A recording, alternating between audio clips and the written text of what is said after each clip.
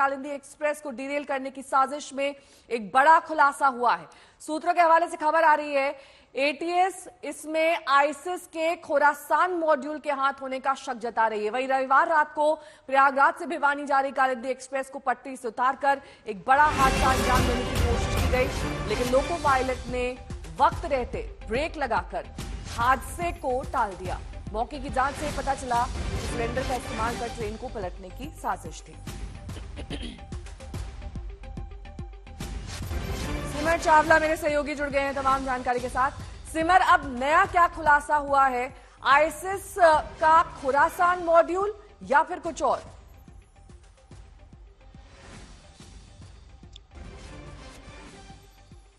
नेहा, जिस तरीके की ये घटना है वैसे में सभी एजेंसीज अलग अलग एंगल्स पे लगातार जांच कर रही थी। ऐसे में इसकी जांच में खुलासा हुआ है कि कहीं ना कहीं खुरासान मॉड्यूल से पूरा ये जो घटनाक्रम है वो मिलता रहा है। मैं आपको बता दूं कि ये क्या मॉड्यूल है आईएएस का। 2017 में अगर मध्य प्रदेश ब्लास्ट की बात करी जाए तो ठीक इसी तरीके से वहां पर ब्लास्ट किए गए थे, जिसके बाद तेलंगाना एटीएस की इनपुट पर यूपी एटीएस ने सैफुल्ला का इनकाउंटर किया था, जो कि इस मॉड्यूल का मेंबर था। मैं आपको बता दूं कि उसी मॉड्यूल में कानपुर के जाजमऊ इलाके से कई लड़कों को अरेस्ट किया गया था। उनके पास से आईईडी, ब्लास्ट और एक्सप्लोजिव भी मिले थे। तो ये मॉड्यूल कानपुर में पहले से एग्जिस्ट करता आया है, उस टाइम पे भी इसकी पुष्टि हुई थी।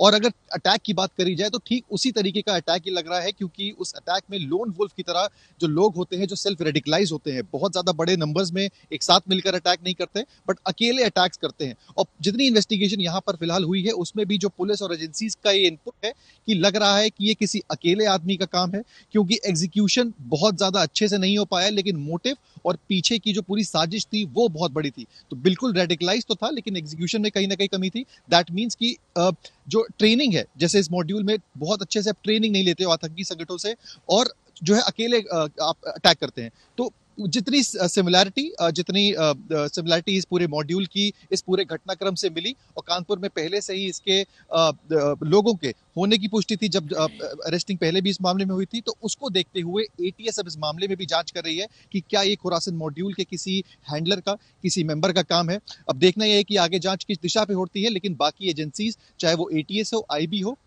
अलग अलग दिशा में जांच कर रही है। और फिलहाल आज की बात करें तो हम आपको दिखा देते हैं एनिमेशन के जरिए कैसे इस ट्रेन की टक्कर सिलेंडर से हुई और काफी दूर तक ये सिलेंडर घिसटता चला गया, और लोको पायलट ने इस ट्रेन को रोक दिया जब उसे आवाज आई और उसे लगा कि कुछ गड़बड़ है। इसी के चलते एक बड़ा हादसा होते होते टल गया। एक बड़ी साजिश को अंजाम देने की यहां पर तैयारी थी, क्योंकि कुछ ही मीटर की दूरी पर वहां माचिस और अन्य ऐसे सामान पाए गए जिससे विस्फोट हो सकता था। सिमर मेरे सहयोगी जुड़ गए हैं तमाम जानकारी के साथ। सिमर, जिस तरीके से कल चीजें पाई गई ट्रैक पर, वो वहां तक कैसे पहुंची, कौन लोग इस साजिश में शामिल थे, इस पर कोई खुलासा हुआ है? क्योंकि जाहिर तौर पर ये ट्रैक है, आसपास सीसीटीवी नहीं होगा, लेकिन क्या किसी ने उन्हें देखा ये सब कुछ प्लान करते हुए?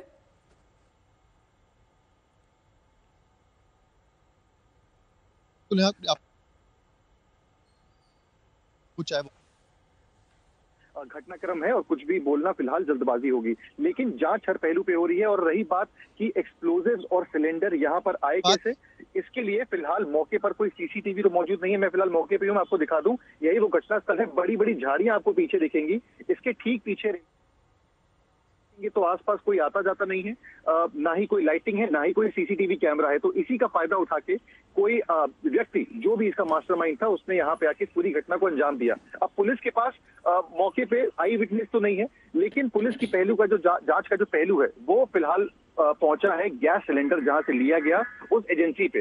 सूत्रों की माने तो 3 एजेंसी से पूछताछ की है। वहां के जो लोग होते हैं, जो सिलेंडर जिनको बांटने का काम होता है, उन तक से पूछताछ की गई है और एक लिस्ट बनाई गई है कि किसको किसको उस एजेंसी का सिलेंडर जहां से था वहां तक पुलिस पहुंच गई है और वहां कहा गया।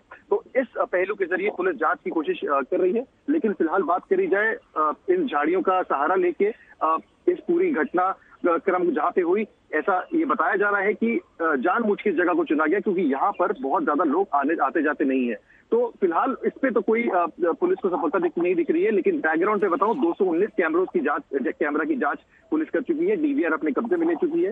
इसके साथ ही 50 लोगों से ज्यादा पूछताछ की गई है, 12 लोगों को डिटेन किया गया है और इसके साथ ही अन्य एजेंसीज कोऑर्डिनेटेड वे में एक इन्वेस्टिगेशन कैरी आउट कर रही है। अब देखना ये है आने वाले समय में कि किस पहलू पर ये पूरी घटना सामने निकल कर आती है।